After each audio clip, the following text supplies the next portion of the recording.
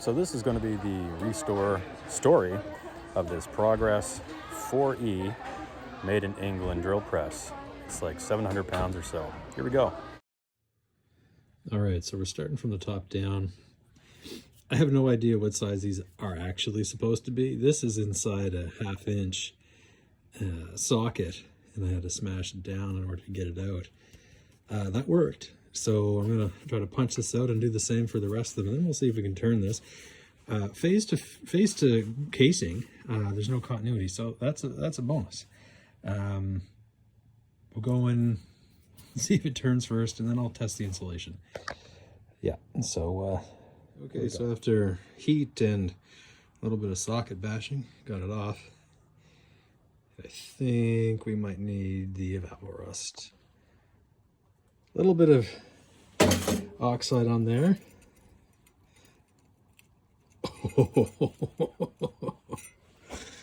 All right, yeah, we know what to do now. See how bad this gets. Okay, well, that one there couldn't get out without snapping it. This one might be able to go. Heat penetrating all the whole thing, letting it sit.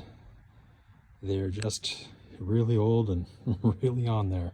Okay, so every single one of those bolts snapped, just because the degree of rust had basically fused everything.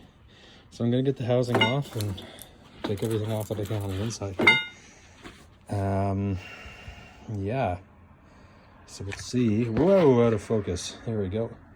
So we'll see what's on the go, if it can be saved or not.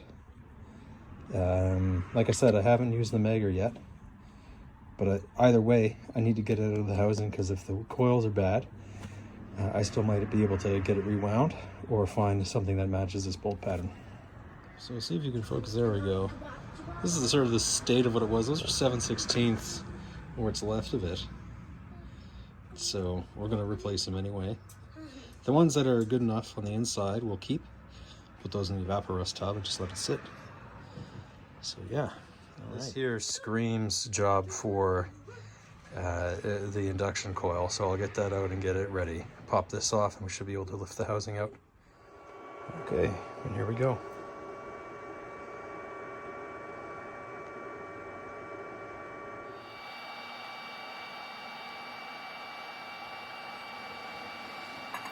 Some smoke.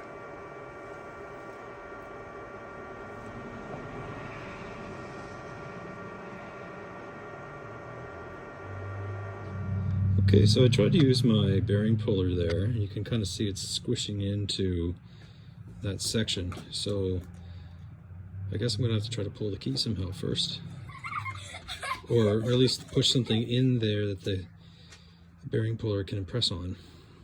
Yeah, maybe I'll do that. It does look like there was a taper pin through here. This diameter is larger than that side over there. So a taper pin and a key. Yeah, come on, focus. Okay, repetitive trying with the bearing puller without it really didn't work.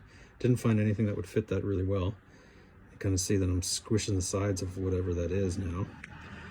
So I guess I am going to have to just find something. So I decided to just send it. Punch through that area and just lift it up while it's still warm. And we're moving. So here we got the gear off. There's a couple extra holes in here, so it's not the first time this thing's been through its paces. Still lots of usable material left. Okay, now I try to get it out. I thought the weight of it alone would help break that rust and pop out the back end of the motor there, but that's not going to happen. So I'll figure that out after this, but I'm going to put this whole head here into the evaporust tub and any other parts. Now I might even put the Kurt in there, so we'll see. But that's going in the tub today. On third and fourth thought, I think I should wait to put this stuff in the tub. Oh man, Taz just threw a glass at his sister. God. Priority one is going to get the spindle loose. Now that we're here, we got nice rotation there. It's great to see. This, something's bound here. I have a worst case feeling that there's some sort of wedge in the bottom of the spindle, but I don't know. So if we can extract this and it looks like everything's salvageable, then we'll proceed with dumping everything and going through the full restore process. Okay, well, still no dice on the motor. I don't really feel like working on that right now. So what I'm going to do in this next set is I'm just going to slowly take apart everything. It's going to have to come out anyway, and maybe I'll be able to see from top down what's actually going on with the spindle. So I'm going to take all the gears out, and then I'm going to individually categorize everything. So when I do get around to actually putting it back together, because this is probably going to take a while, because I have this and the sander to do, and the Himitsitoyo DRO to finish, as well as various other projects. I don't know what I'm doing, so I'm going to take all the head bolts off and keep everything together. And yeah, here we go. So I'm going to try to come up with a space here to actually film this. So for those of you that have something like this, or maybe we're going to buy something like this and aren't quite sure what to do, maybe you can learn from my mistakes. So yeah. Okay, well, apparently lost all of my video there, being a dum-dum. But those gears are held on by a couple flanges. They're relatively easy to take off. Mine had a set screw used as a new key, instead of the set screw that was here on this side. The woodruff is on the other side, I believe. No, that's the woodruff. The set screw's on the bushing that goes in between there.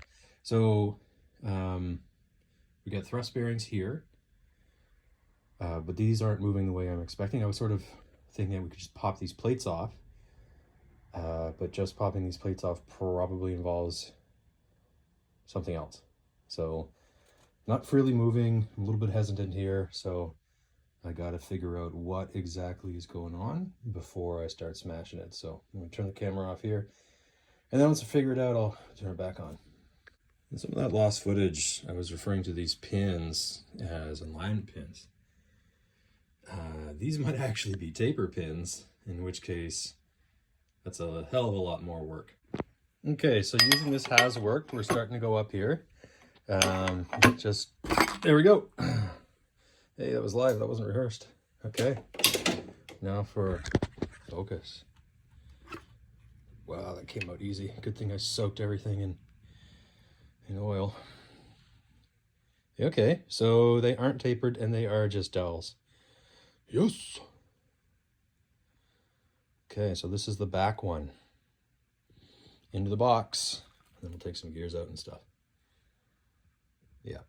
I'll probably keep all the gears on the drive they came out, actually. That seems to make a lot more sense. Okay, so we're going to take it out together. This is part of the back gear assembly. What is this? Oh, it's connected to it. Okay, I was able to rotate it. I have no idea what that piece of metal is there. So we may have some machining to do. For example, a new rising. I don't know what the technical term for that is, a new riser, which is what I'm referring to this brass piece as. That goes into the lifting mechanism. I guess it's a lifter, really. So I'll still try to get that up by hand.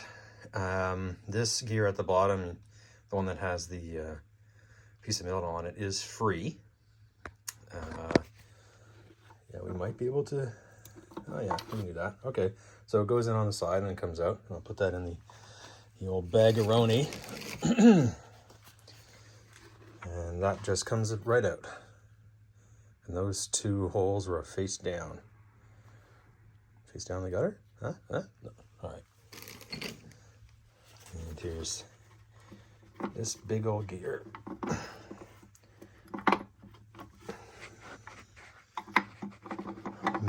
I might have to wait to take that one out until the other gears are out of there. So try to get the other one off now. Okay, similar to the other one, we've got a gear adjustment that it sits in here. Just a final touch before I start prying this one up. And then this is our setup this way. So goal today is to gain access to the spindle from back here. And that's where this video will stop. Okay, so exact same method again. pry bar in the center here, wedged across so that the load is more evenly distributed. And then we have this whole assembly. That'll be tricky. Might have to take some gears off. Okay, 2-hand time. Okay, so with that one mobile, I was able to move it out of the way so I could get this gear down and out. And it fits right into this open bearing down here, which would have to get fed through the lubricant. Didn't notice any key. Oh yeah, it's on the shaft, but look at that. Look at that pattern. Awesome. That's super cool. Old iron is so good. All right. Now for that secondary shaft, the forward shaft, and it should just pop out now. Yeah. Here it comes. Ooh, fancy brass. And this will have to get set down. Don't fall. Okay, not falling. All right. So we have gearing down here. And is that broken? We found our first failure. Maybe that's a good place to stop.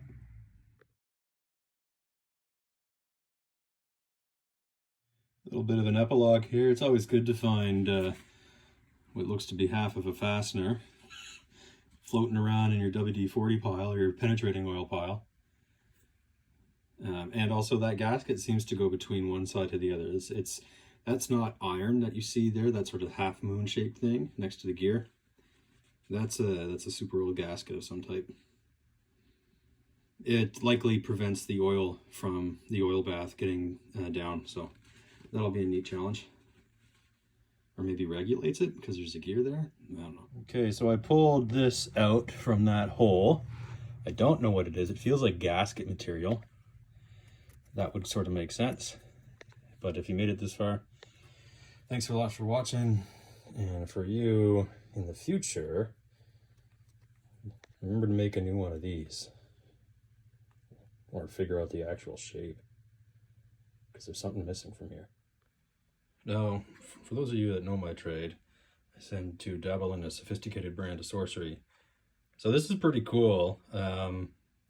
This is penetrating oil fog.